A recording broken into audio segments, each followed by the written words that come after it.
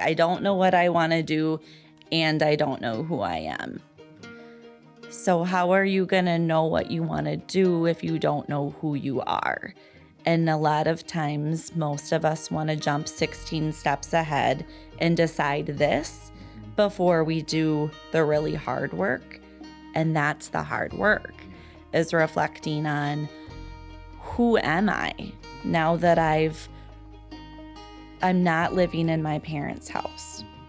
Who am I now that I'm not surrounded by the same people that maybe I went to high school and college with? So what are my values? What is my perspective of faith? What is my aspiration that is influenced, of course, by our family and our community, but how much of that have you integrated and how much is yours? And I think until one has really done that, it's nearly impossible to really find your vocation or your professional identity and have that truly be integrated in who you are. That is Dr. Karina Clennon, and this is the Well-Mind Podcast. The Well-Mind is a space for meaningful conversations about a broad range of wellness-related topics, with a special emphasis on mental wellness. Welcome to the podcast, everybody. I've got a few questions for you as we start this episode. How is your professional life impacting your overall wellness? How can we support the younger generation as they explore their own career path? And what are the intersections between career, values, identity, and faith? These are just a few of the themes I explore in my conversation with Dr. Karina Clennon in episode 23 of the podcast. Karina brings a wealth of insight and experience regarding the world of career development. She shares a grounded perspective in our conversation on the realities of the journey of vocation. Karina is also my colleague in the clinical mental health counseling program here at Bethany Lutheran College, and I'm thrilled to be able to introduce Karina to the Well-Mind community and to work alongside her as we welcome our first cohort of students into Bethany's counseling program. Just a reminder, before we get into this episode, I will be releasing a Q&A episode in the near future, and I'm interested in what is happening in your wellness journey. So you can submit your wellness questions to the podcast email, which is thewellmind, all one word, at blc.edu. I look forward to hearing from you and engaging in some discussion about your wellness-related questions. All right, let's get to it.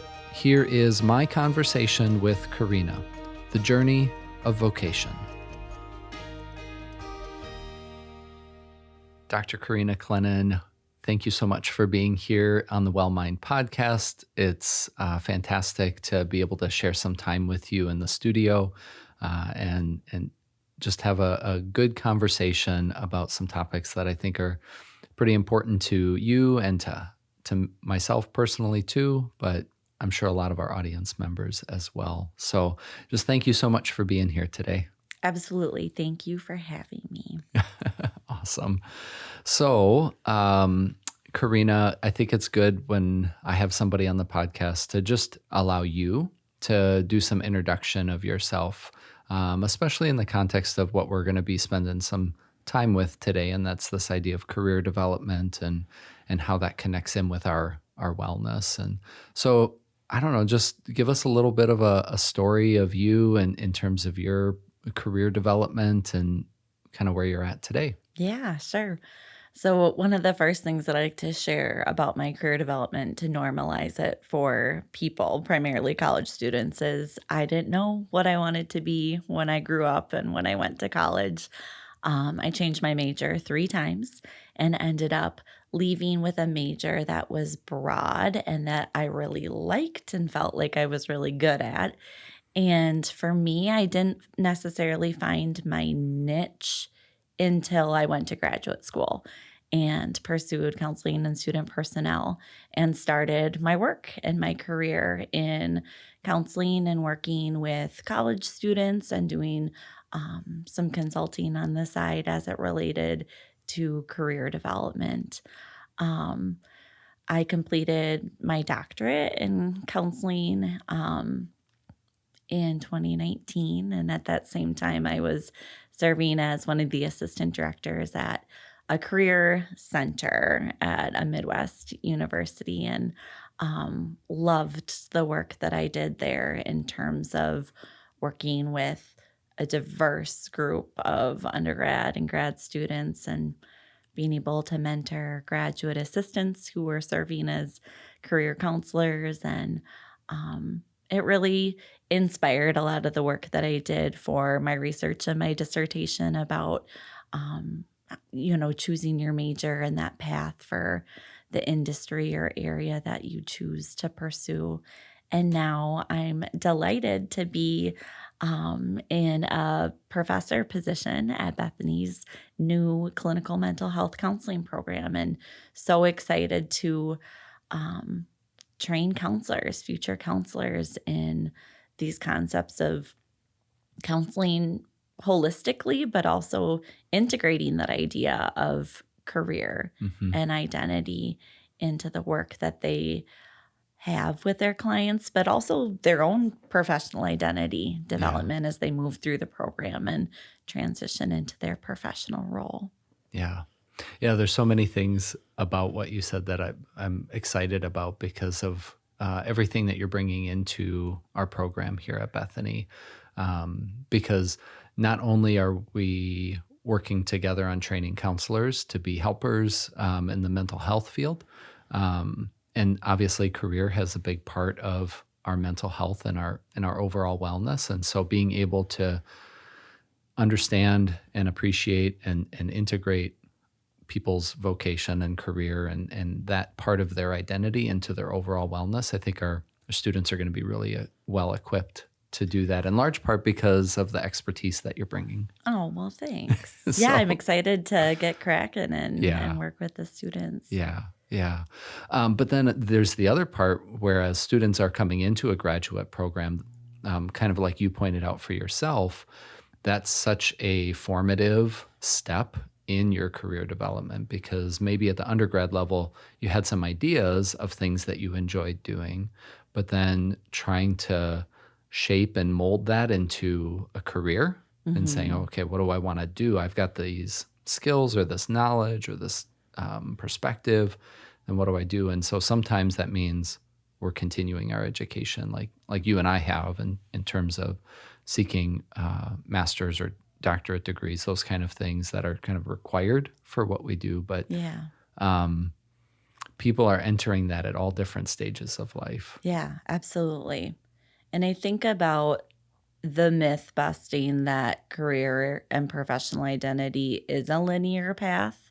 I think often when I would work with a student or even have a conversation with a friend or a community member, they have this perception that the person on the other side of the table always knew what they wanted to do and completed this and then checked that box and got that certificate. And here they are They've today. arrived, yes. Yeah, right. And it is really normalizing, I think, to share the struggles and the uncertainty and to feel comfortable and confident in your own path. And from a spiritual perspective, God's plan for your life. And I think because we reflect on that holistically, right? Like how many of us have had a linear experience where we've gotten to where we are today? Right. And so I'm comfortable sharing my experience and not knowing, and it doesn't discredit me. And I think that's the other thing is maybe people feel like their expertise or their commitment to their profession loses some form of credibility because they didn't always know that that's what they wanted to be. And I feel like the people that I've learned the most from and respect so much are the people that learned along the way and happened upon or came into that professional role. Yeah. Yeah.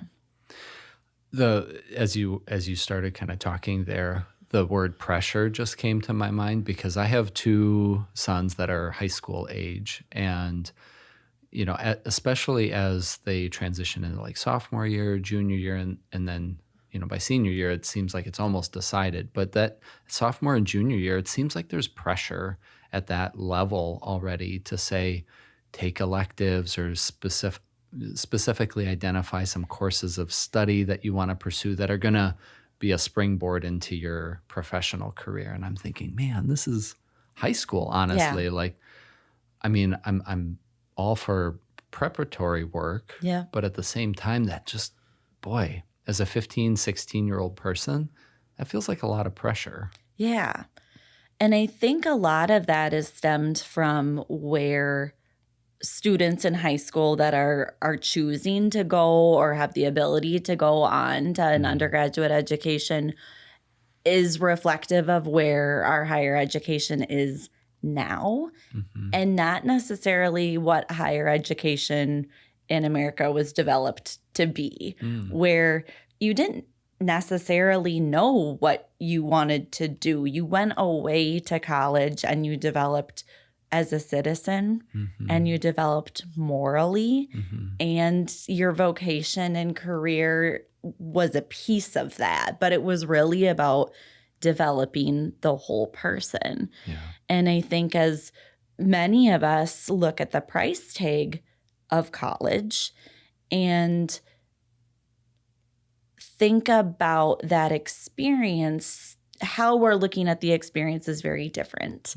And so I do think that there is a pressure to identify a track early because you don't want to waste money when you get there.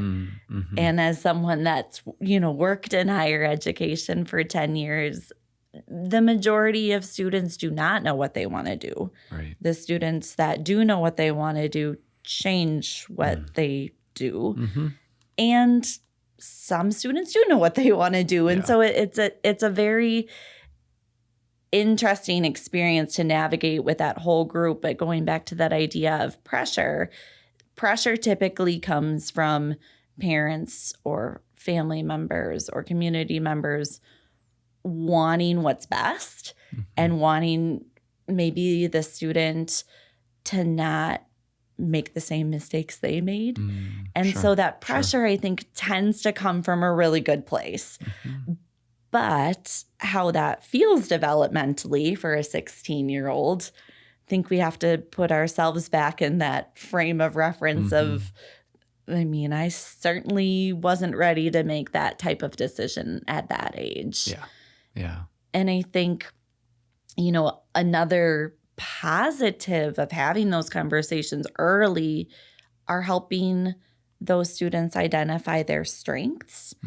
And I think sometimes that can be a really great thing to have their strengths reflected. You're really good at working with kids. You should be a teacher. Or you're so good at math and science. You should be an engineer. So linking specific qualities or skills then immediately to a specific career. Yeah. And I think that, again, that comes from a really good place of helping that person identify those paths.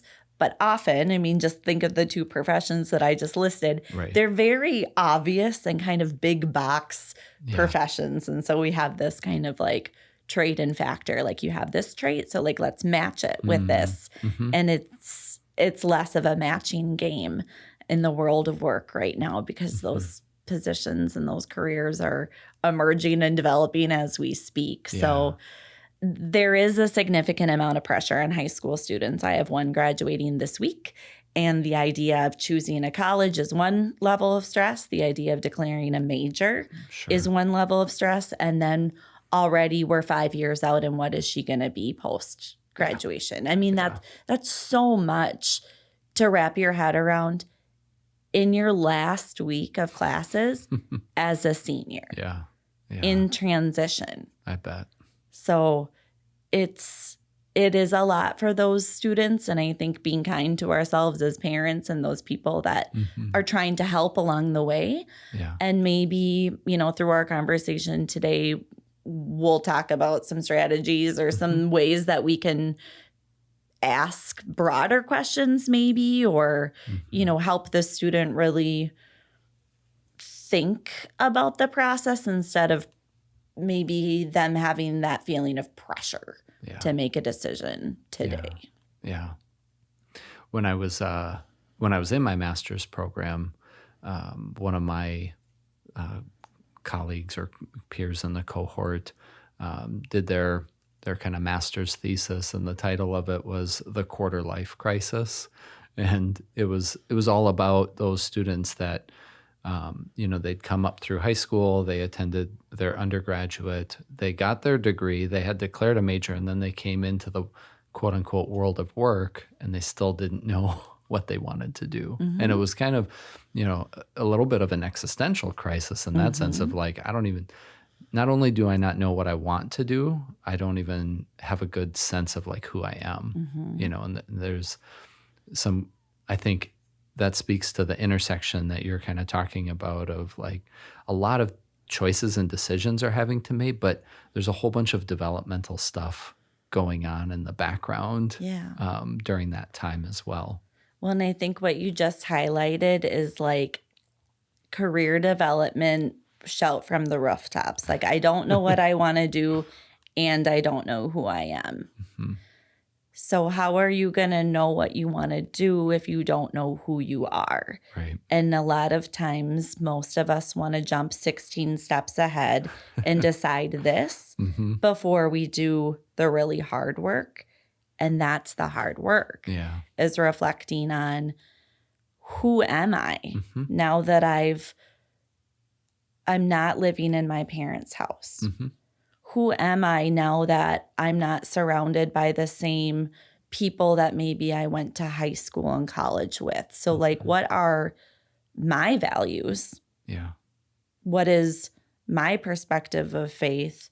What is my aspiration that is influenced, of course, by our family and our community? But, how much of that have you integrated and how much is yours? Yeah. And I think until one has really done that, it's nearly impossible to really find your vocation or your professional identity and have that truly be integrated in who you are. So I want to unpack that a little bit too, and just think like, what does that work look like, or how does that work happen? I mean, just in your experience or the services that you've provided, talk a little bit about that. Yeah, it happens a lot of times through the struggle. It happens a lot of times when things don't go well or as planned. It happens often when we're pushed out of our comfort zone and out of the norm of what we've experienced. And so, that's why for some people, college is that experience. But that makes sense. For others, it might be moving simply out of your parents' house after graduation. Or it might be backpacking across Europe. Or it might be having a partner or someone from a really different background than you have. And so it's a lot about exposure to different things that really hold a mirror up to you to consider, in this environment, who am I? And what do I believe, and do those values still hold true? So I think it does tend to come from being pushed out of your comfort zone and experiencing new things. And so I think the idea that you're going to move through high school and go through college and check these boxes out, and mystically and magically, just by doing those two things, you will receive what you're supposed to do or what you want to do, is a huge myth. And I think that can be a really helpful conversation to have with friends and with community members about, I'm sorry that you're experiencing this, and it sounds like this has been a really hard time for you. Mm-hmm. And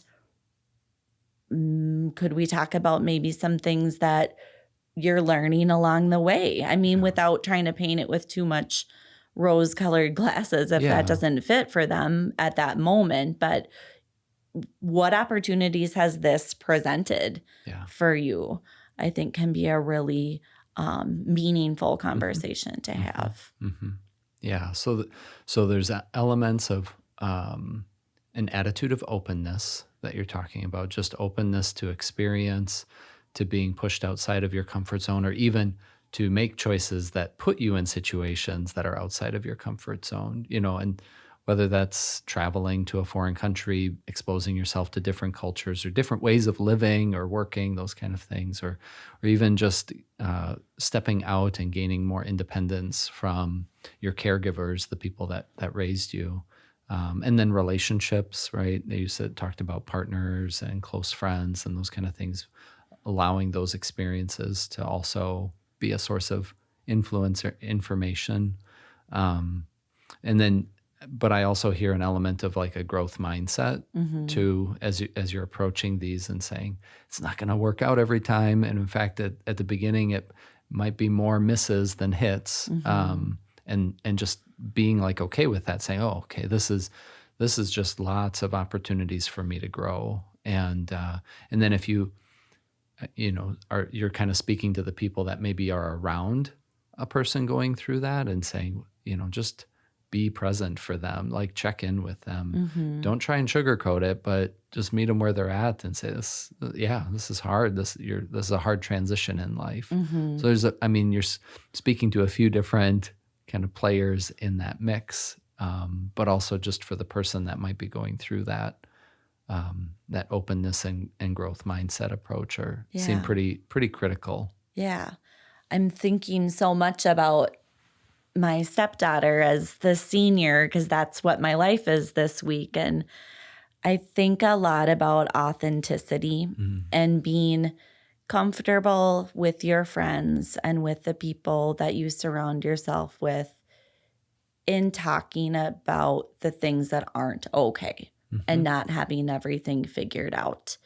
And I think about the messages that a lot of college prospects hear is that like, oh, they've declared that they're going there and this is their major and, like everything's wrapped up and that person's in that box and we put that on the shelf and like, okay, that person's all taken care of. And I think about where that might come from as a parent or as someone that really cares about that person. It's like them managing their own anxieties and their own letting go. Like if you can just be okay over here and like have a major, I will be able to talk to my friend at church about you when they ask. So it's about having like a response. Sure. And sometimes, all of this again comes with oftentimes the best of intentions, but what does that mean for that student or that person? And when I talk to students or other people, and we get real about what's like how uncertain everyone in the group is, a lot of the responses are, oh, I thought you had it all figured out. Like you seem so put together. And, some of this, of course, is perpetuated by the facade that we present to the outside world. So I guess a strategy or something that I personally try to work on and model is being authentic, even when things aren't going great. Yeah. And it takes kind of getting past or pushing past that. I think you used the word facade. It just, how we present. We want to present our best self to the world. But that's not always our authentic self. And so it takes a level of vulnerability. And they're important to identify, it seems like, the people in our life that we can be vulnerable with and know that, okay, they're going to come alongside me in this process and not Yeah, not maybe approach it from a critical or judgmental standpoint either of like, oh, well, you should know, Mm-hmm. or we're putting all of this money into this Mm-hmm. institution and your education. You got to get this figured out kind of a Mm-hmm. deal. Right. Yeah. Yeah. Um, so then, as career is emerging for people and they are maybe through opening themselves up to different experiences, talking with people that they care about and that care about them, and they start making some decisions and saying, well, I'm gonna work here, or I'm gonna do this kind of work, and they're kind of, I guess, maybe testing some of these things out. Like, what would be helpful for that person to be able to discern, like, oh, is this kind of a good fit for me, or is this something that maybe I can do but isn't all that fulfilling? I don't Mm-hmm. know. It's just there's the opening themselves up to the experience, but then how do they evaluate that, I guess, is what I'm asking. Yeah, absolutely. And it's such a loaded question because I think, what I operate from and the lens that I operate from is a very American, individualistic, privileged perspective where you get to make your own decision. What you do is likely separate from your parents or your family. And you have choice to move around in the process and access to education. And so it's a lens that I think is really different than other cultures. Sure. Where your identity as a professional or for your career is tied to your family, the family business, the family farm, whatever that is for you. And so as I think about making those choices, I just want to clarify like that's the lens that I'm coming from, because I think it's really important to know what perspective the person you're talking to is coming from. Sure. The other piece about this that I think might help to be clarified is like, what's the difference between like career and a job? And so sometimes I think again, myth busting, we tend to make poor decisions or get overwhelmed when things seem bigger than big. And career can seem really big. So like, what is it? So like career is like the culmination of those micro experiences that you've had along the way that lead to this overall direction or identity that you have. And a piece of those micro experiences are the jobs that you have, right? Yep. And so I think sometimes when I'm talking to a 19-year-old that's looking for their first career out of college, they're very disheartened when their career feels much more like a job, right? And you do things in your job that you love and that you don't like at all. And so that there's this, it's not all sunshine and lollipops. And some people really need to hear that.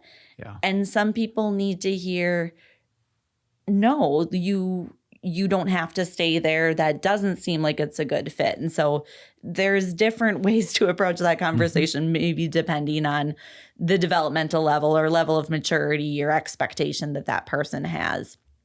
But I really believe in internships as early as possible. Like high school isn't too early. Apprenticeships is kind of an older school model, but they still exist. Yep. And choosing those experiences that really challenge you and push you out of your comfort zone and expose you. Yeah. And it doesn't even have to be that formal. It could be a conversation. It could be a job shadow. It could be just networking, I think. And that's like such a huge word. So like I hesitate to even like mention that. And I also think that same concept applies to no matter where you are developmentally or professionally. Like, you can job shadow, you can network, you can informational interview when you're already in your career. Mm-hmm.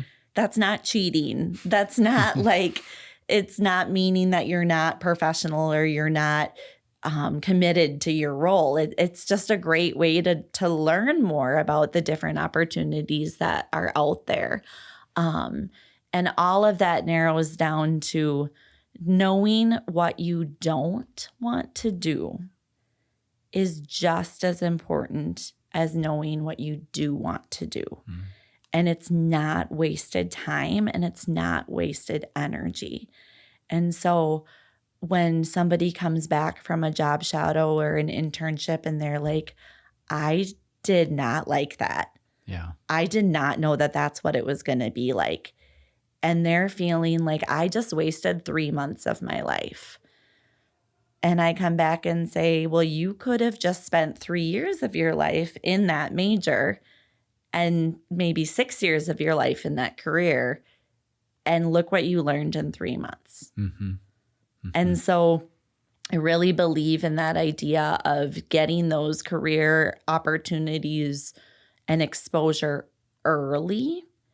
And I think we could do a much better job in the schools of doing that. And that is like no criticism to teachers or counselors or anything like that. I just think like systemically we could do a much better job. That's an area for growth. Yeah. Absolutely. And I think just trying things out and being okay if it's like not magical. Mm-hmm. Mm-hmm. Yeah. Yeah. So much good stuff there. And just, I appreciate too, making that distinction between career kind of being this big thing that maybe is a little bit hard to define, but gets talked about a lot. Mm-hmm. And then job, or work or internships or, job shadowing. These are those micro experiences that contribute to our understanding. And, I think you and I are, as we sit here today, kind of even just a testament to that, like, career is something that really does evolve and transform and shape just over the lifespan. Mm-hmm. And I didn't anticipate like being in the role that I'm in professionally right now. Mm-hmm. If anything, I anticipated that maybe 10 or 15 years down the road. Mm-hmm. But opportunity, openness, God's plan for and design for our life and purpose, all of those kind of pieces intersect. And as long as we're paying attention to them, I guess that's for me, that's the biggest thing is like, don't just like shut that stuff out, but like give yourself some space to be able to like think about that. And sometimes that happens in conversations with others that we care about. And you've kind of talked about that, but I know something that's been helpful for me, or as I've worked with certain clients that are at kind of inflection points, in their life, thinking about career, it's like just stepping back and giving yourself some space to reflect on those past experiences and also kind of what you're hopeful for with your future. Yeah. Too. Absolutely. There's this whole theory of career development that I always thought was the most like hilarious theory. And I wish like I would have come up with it. Yeah. But it's called happenstance. And the perspective of the theory is that like everything that happens along the way is a piece of your overall career development. And I remember learning about this theory, which is a completely secular theory, sure. Right? It's happenstance, things happen. Mm-hmm. The word fate isn't part of the theory, but it seems like a very implied like concept, in my opinion. And I remember learning about this theory and thinking, this is such a Christian perspective. The theorists are using a secular concept that the universe has things happen along the way that bring you to the point where you are today. Mm-hmm. And as a Christian, it's God's plan.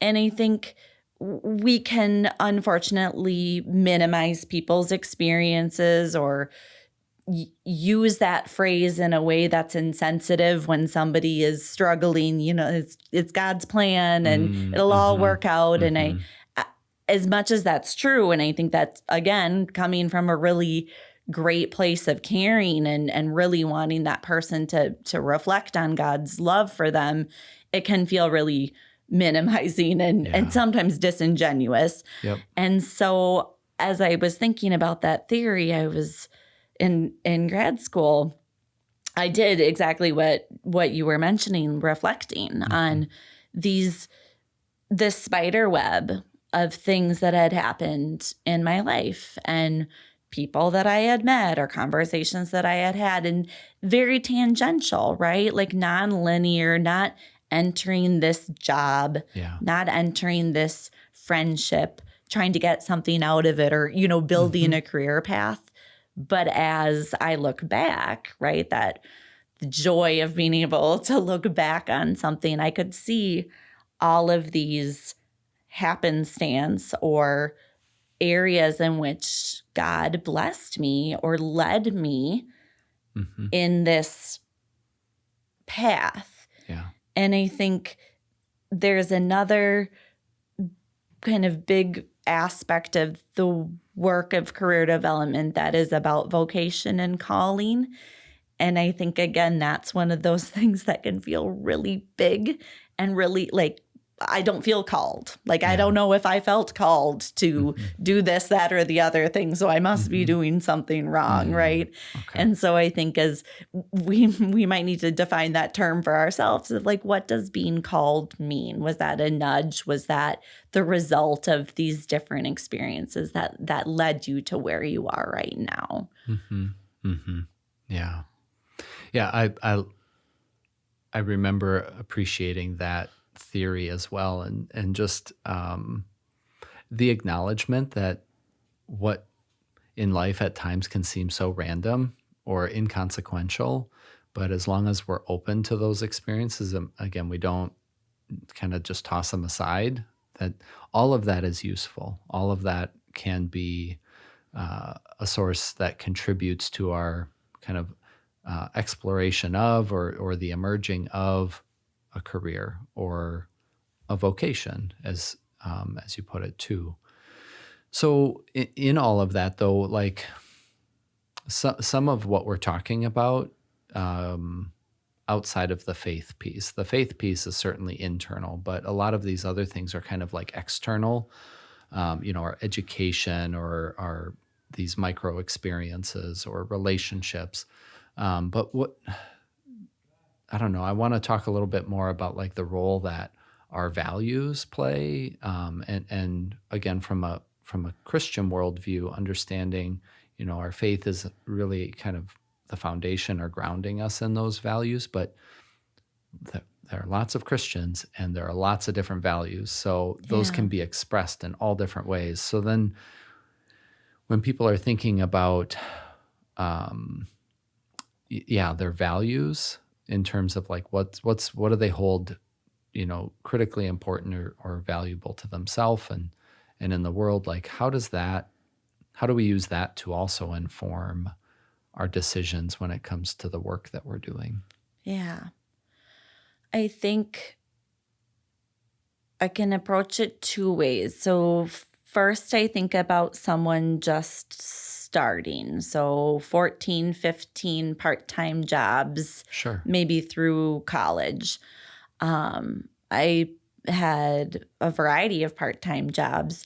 And I remember going to work, and about every time I had an interaction with my dad before I would leave for work, he would say, do good work for the company or do good work for the organization. And I remember thinking that when I was like 16, like I'm just like going to like my serving shift or like it felt like what I felt like what I was doing was really inconsequential, but that kind of reminder of like, do good work for the greater cause, like for the organization. And I think about that, and I think it's no matter what you do, whether you feel like it's not prestigious or you're not making a difference or you're just, right? Like we just ourselves a lot. Boy, I hate that word. Right. Just as an aside. Right. I try to catch myself when I say it. Me too. Me too. You are where you are in that moment and in that time frame, in that 6-hour shift. And so without putting unnecessary pressure on yourself and making something bigger than big, maybe just like a tiny tweak in perspective is, how can I let my light shine?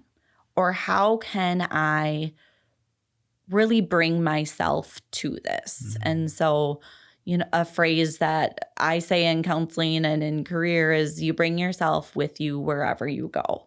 So when you go to that shift at the production zone, you're bringing yourself. That's not separate from yourself. And so would you talk to someone that way outside of work? Would you make those different decisions outside of that perspective? And again, not trying to add unnecessary pressure to yourself and trying to be like perfect, but how can you really lead with integrity and intentionality no matter your title or where you're going to work? And it's a habit, I think. And I think that's how you start this process of career is a lot about networking, and networking is who you know. And so if you're showing up and working hard with a smile on your face and being kind to your colleagues when you're working on a production floor and the work is dirty and not fun, that's going to be remembered. And people are going to see that in you. And how much easier is it going to be to carry that perspective going forward when maybe you're working in an area or an industry that fits you better. And maybe that is the production floor. That's a great place to work and let your light shine too. And so you had asked also about, these different ways that we can find maybe value in what we do and in our strengths and talents. And I think for some of us, we work to live. And for some of us, we live to work. And I think culturally that has different meanings like across the country. For sure. And I think it's okay if you're getting your feel good and your passion is being fulfilled in things that you're not being paid for. That's okay. And that's okay if you do good work and leave and don't take it home with you and get fulfillment out of the rest of your day. That's okay. It doesn't have to be my career is where I'm getting all of these sources. And how we integrate our values into what we do. I think for a while I wondered where God wanted me. And for a while I was really appreciative of working at a really secular institution because I think it challenged me and enabled me to let my light shine and let my faith perspective inform my work in a really authentic way. So it wasn't just assumed because I work at an institution that has this mission statement that I'm a Christian. Like you'd have to see that and it would have to come up in conversations. And so I think, the goal shouldn't necessarily be to work in an area where you're only surrounded by people that share your same faith or share your same values. I think sometimes that can really, you can find a lot of fulfillment in working in areas that seem on the onset is very different than maybe the perspective or the value system that you initially came in with. I think about some of the places that I've worked just as a professional counselor, and there are some that match up really well with kind of my own mission or my own values. And then there are some that, like big parts of me I did not see represented in the organization or the agency that I was working for, but that didn't inhibit me, I guess is the word. It didn't inhibit me from still bringing myself into the workplace and being, again, my authentic self or my genuine self. And, you used that word intention earlier. And I think that's so important.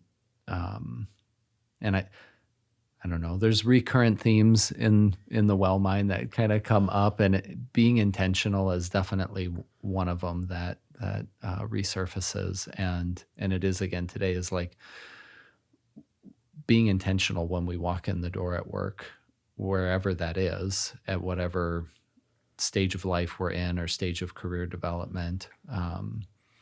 I think that's a key place where values play a role. It's like I have an opportunity here to bring my values into the world through the work that I'm doing, but I need to do that with intent. Whereas I think the opposite, if I'm looking for value in the work that I'm doing, we can pretty quickly be disappointed by that. Yeah. I'll just give a super small example of intentionality, because I think that is also one of those things that can seem big and then we're doing it wrong. Like, did I intentionally show up today? I don't know. I don't know if I did or not. And how do I do it tomorrow? And so it can seem like what does that mean, right? Yeah. And so just like a super small example, I was working as a server, and a new person was hired, and I noticed that every day when she came in, she said hello to every single person that worked there. And it wasn't like a big to do, like, look at me, I'm here. It was just like a really kind way of acknowledging each person. And I would say that's an example of intentionality. Yeah. Like, she didn't project her value system and her mission and vision statement every day, right? She was intentional in when she showed up to work, she made an effort to greet every person, regardless of if it was the boss or the person that mopped the floor. And I just thought that was such a beautiful way of showing up for work. And then I tried to do that in my work going forward, and I was complimented on it once. Like, I noticed that you do this. It's like, oh, look at this cool, pay it forward. And so I just wanted to share that as a really small or not example of intentionality. And I'm sure we could brainstorm lots of different ways of doing that. But I think that's what it can be for people is what is a intention, not the intention? Yeah. And how can I bring that into my professional identity? And then it's going to seep into your personal identity too.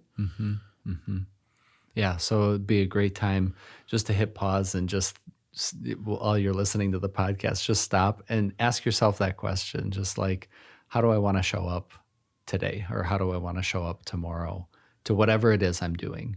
Whether that's in an employment kind of sense, or I'm volunteering somewhere, or I'm helping somebody out. Just how do I want to show up for that, so that you can identify an intentional way of doing that. So cool. That's good stuff.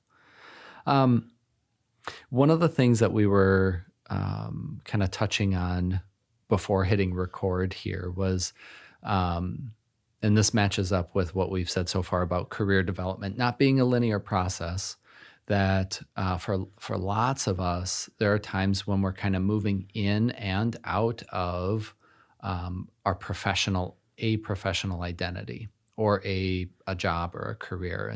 And one of the ways that we had talked about that was just parenthood. And there's definitely some gender differences there between men and women, and in terms of how the world of work maybe interacts with or treats new moms or new dads, or, those kind of things. So I don't know, just give me some of your thoughts just to get this topic rolling on when we think about career development. Like, there are going to be times when I'm my professional identity is not my primary identity. Mm-hmm. Other things kind of fill that space, but then I might be moving back and forth between that. Mm-hmm. What are some of the maybe benefits and challenges? Maybe we can start with that. So benefits and challenges are maybe an example would be, hopefully this doesn't go against like everything you say in the Well Mind podcast, but I don't believe That's okay. I'll just edit it out. Okay, perfect. No. Just delete. Voiceover. I don't believe in balance. Like I don't believe that the scale is ever perfectly balanced. And so I think there are times in which our different identities, right? And there are many identities that we hold and that we prize and that we really identify with, not to use a term to define a term. And then there are others that maybe like fall to the wayside, and that's a personal choice. Yeah. And so I think about when people think about career development, oftentimes they think about an assessment that they took. Many people have taken an assessment in 7th grade and then in high school and maybe in college. Sure. And then you go in a counseling program and you take like 17. And I think about assessments that I've taken at different times in my life when I've adopted new identities. And so when I took this assessment, these were the strengths that I had. And when I took this assessment after I was married, and after I had became a stepmom, and then after I had 2 kids and now had a house full, things shifted in that assessment. And I think being kind to yourself and having grace for yourself, that as you are adopting or shifting and sometimes letting go of identities, it likely will seep in to the world of work, just as your identity or what's going on in the world of work will likely seep in to those personal identities that you have. And so I use the phrase career development doesn't happen in a vacuum. So it's not, this is over there. It's totally separate. A different compartment or something. Yeah. And I think some people have developed really clear boundaries. And I think there are ways to have an appropriate level of separation between the different identities that you do have, but it is a myth to think that one doesn't impact the other. Yeah. And so I think about, the laws and the processes that are in place are there for a reason. And offices like human resources are places where you can share or report or explain ways that you're being treated or you perceive that you've been treated because of maybe a new identity or because of something that's going on in your personal life. And so having the ability to identify those sources. So, without speaking too vaguely, I mean, if you have a personal trauma and something going on in your life, it might make sense to disclose that appropriately to human resources before you start having a pattern of showing up late to work or maybe not working at the level of performance that you did before and trying to button it up and work just like nothing was happening, right? Sure. And so just being aware of those resources that you have, or, if you are taking a leave, whether that's maternity or paternity or bereavement, knowing that when you transition back to work, you're probably not going to start at the same place that you stopped. Yeah. And so all of us have a different work environment and trust and ways that we can talk to our colleagues and our supervisors about that, but being aware of the resources that you have to support you and have those conversations in a confidential way so that you can be successful in your role. I think it can be really helpful, again, to go back to like sometimes when things aren't going great, that's when you're learning the most, right? Mm-hmm. And so we also need those basic needs met.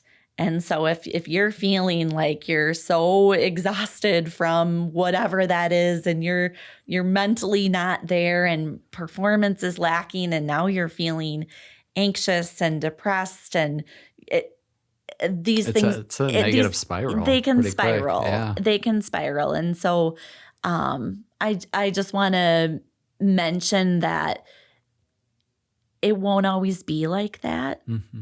And so as you're thinking about those transitions or those new identities as a new parent, or I think maybe sometimes a forgotten one is like as you transition into retirement and you're letting go of that community or that world of work, and that has been such a huge part of your life. Yeah.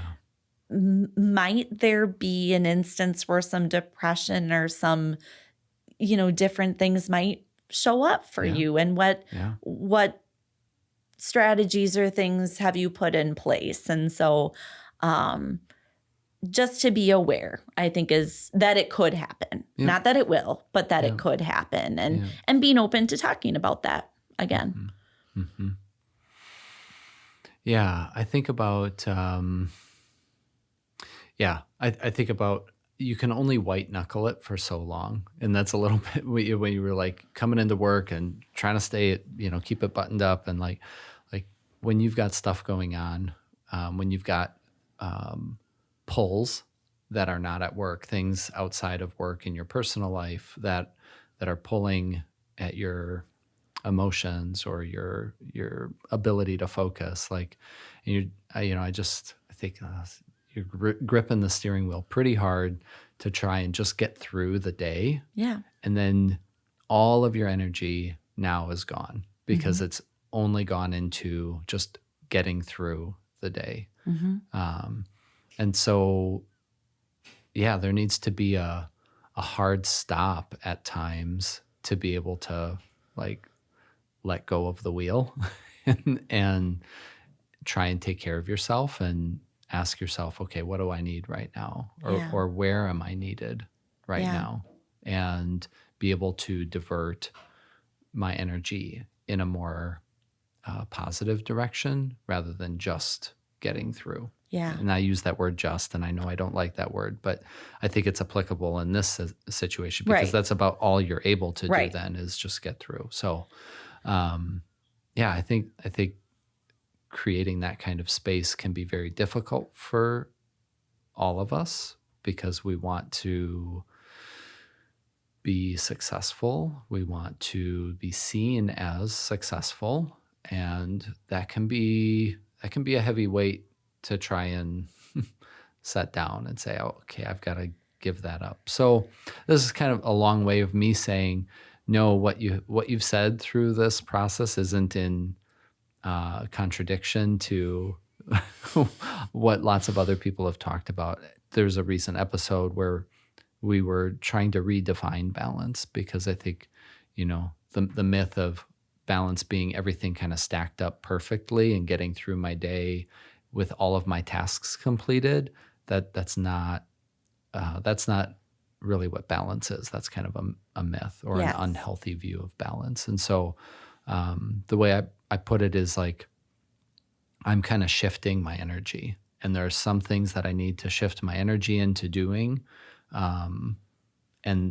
But because I'm a human being, I have a finite amount. And so that means I might have to draw from some other areas of life that, okay, I'm just not able to give quite as much to that, but that maybe this thing over here that I'm doing is time limited.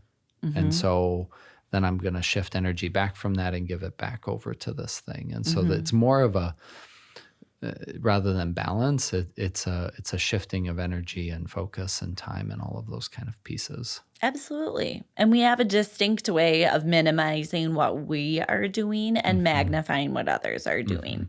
And so it can be really helpful to bounce Sure. those ideas off and get a more maybe accurate reflection of like, no, the work that you're doing is great. Like checking in about some of these things. And like what a timely conversation considering the pandemic and the world of work. I know. Part 2, Karina, conversation. Yeah. To come. Sure. Yeah. I mean, that's just a whole, when you mentioned a pause. Yeah. That's what it's been. Yeah. I mean, how that will influence working from home, the integration of educating your children while performing your work tasks, what that means to have a professional identity in your living room. I know. I mean, there's like so much research that's about to happen about how this will forever have shift. Right. And I mean, it's amazing how even clothing companies are picking up on this, because I got an email just the other day from a company that I've purchased some clothes from in the past. And the title of the email was WFH attire. And I was like, WFH? What is that? Like, and I'm clicking and it's like nice tops and sweatpants.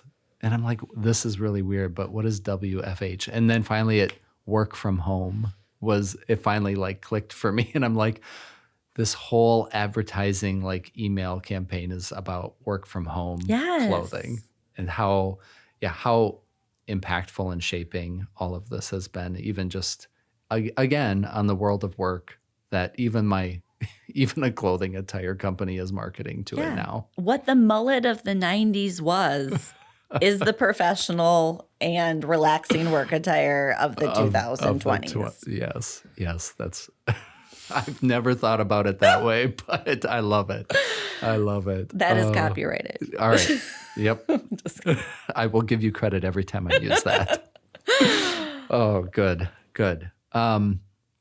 So this has been a really enjoyable conversation, Karina. I've really appreciated kind of just wading into these waters of career, our professional identity, the early tasks that we're having to navigate as high school and college age. And, for us that have kids in that stage, and I'm sure lots of listeners that have kids in their home or that are leaving home that are in those stages, I hope that that's some good insights on ways to be helpful and supportive. But then, for those folks that are in the midst of work and career life and trying to figure out how all of that, fits for them, I think there's a lot of good takeaways. So I guess kind of the last piece, I guess, is just really about resources that maybe people can go to. I know we covered a lot of ground, so I don't expect a comprehensive works cited here, but but just if people are wanting to look more at this from the perspective that you're bringing, where would you point them? What direction would you give? Yeah. So I think regardless of where you are, if you're like loving what you're doing, or if you're maybe feeling it stagnant, or if you're feeling like this is just not a good environment, resources that I find really helpful right now are listening to podcasts that are inspiring. I mean, it can be a way to get your work done and, move forward and feel like you're educating yourself on something. Thinking about assessments from a perspective of they inform maybe who you are, but not necessarily declare who you are. So if you're someone that's like recently taken an assessment or is making all of your career decisions based on the results of an assessment, maybe reframing that or talking to a professional or a counselor about maybe taking a different assessment to get a different maybe perspective on your skills and strengths. I'm a big big believer in the strengths finder and really thinking about your strengths and how they show up, not just at work, but in your other identities too. And so that can be a nice self-directed assessment you can take yourself and, read the little booklet. Parker Palmer, Let Your Life Speak, is something that I've read multiple times in my life and serves as one of the texts for the career development course that I will be teaching. And it is a helpful, short, but deep read. Yeah. And I think there have been times in my life where I really needed it, if that makes sense. And so if it's something that you've read already, it might be worth a second read. Yeah. And I also I'm such a connector, and I really believe in like crowdsourcing resources. And so you probably know people in your life that think of somebody that you really respect and that seems like they're really loving what they do. What are they doing? Yeah. Like, what are they reading? How is that working for them? And first of all, they'll probably really appreciate the compliment. And second of all, you'll get such a wealth of information from just the different people in your network. And it's all coming from their perspective, and it's not one size fits all. Yep. Yeah. Those are great. I've too have used the Parker Palmer book that you referenced, and in class I've read it a couple of times myself, and it is thin. It's a very short book. It's I'll get through this fast. I know. Nope. I know. It's it's a centimeter thick and a mile deep. It is. So he's just such an eloquent writer as well. So if you haven't read it, definitely worth a look for sure. So, and then I love just reaching out and connecting with the people already in your circle and saying, what are you doing? Just having good conversations around those things. Go beyond the surface and kind of dive into how people are doing and what's working well for them. And maybe you'll find out also what some of their challenges are too.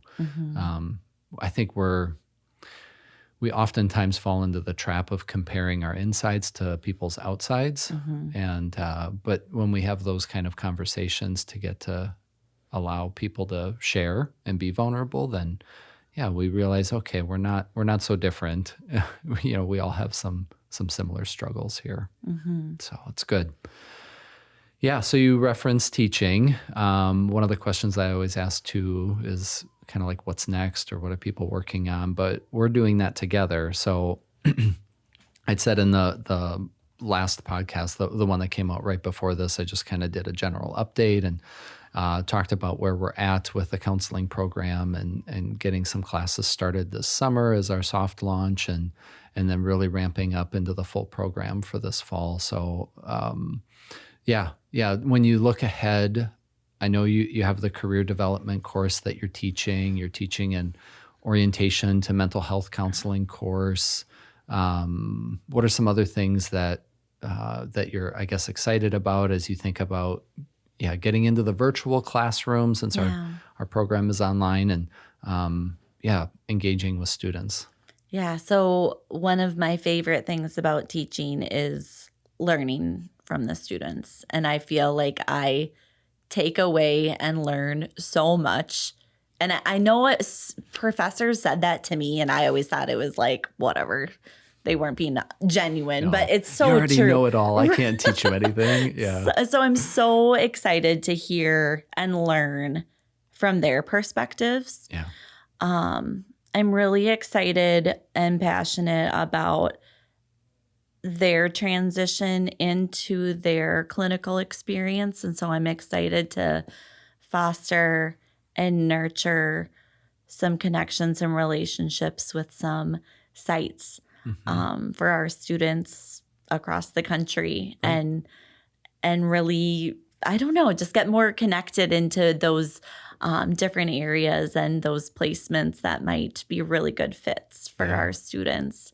And it'll be really also exciting as fall semester starts at Bethany and the undergrad students come to campus, and then our students come for the residency to kind of see this full circle as this first graduate cohort steps on campus. Yeah. And I think it's a big deal. It is. And it's really cool. And I'm really proud to be a part of it. And I feel really blessed that this is where my career path has led me. And I certainly don't have it all figured out.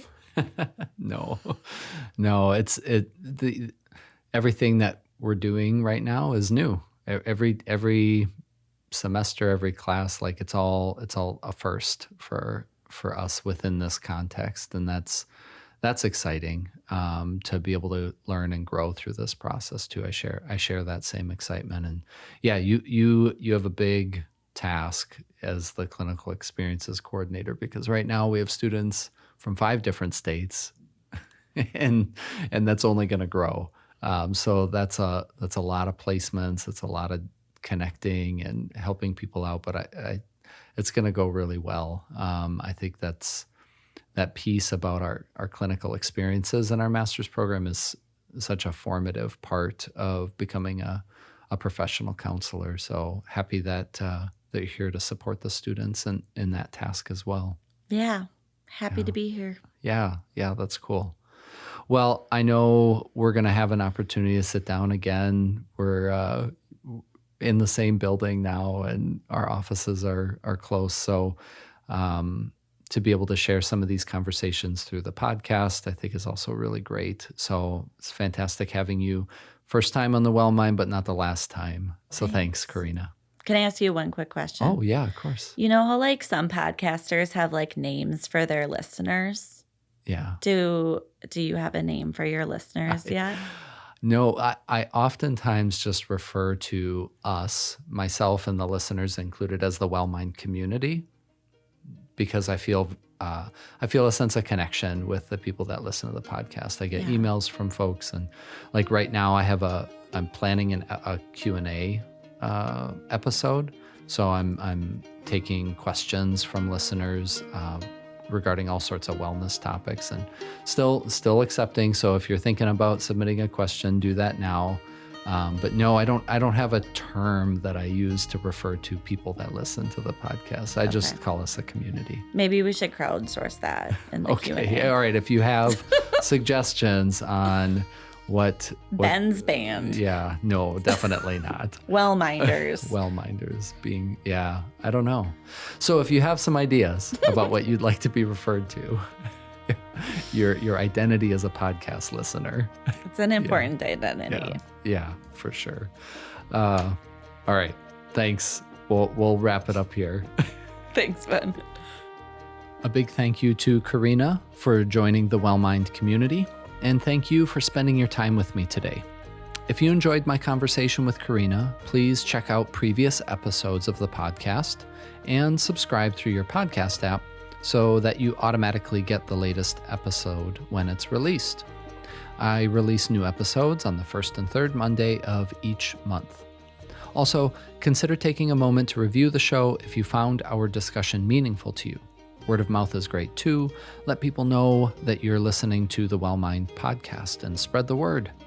Please check out the links in the show notes for the various books that we referenced during our conversation today. Remember to submit your wellness-related questions for the upcoming Q&A episode. Please send them to me at thewellmind@blc.edu.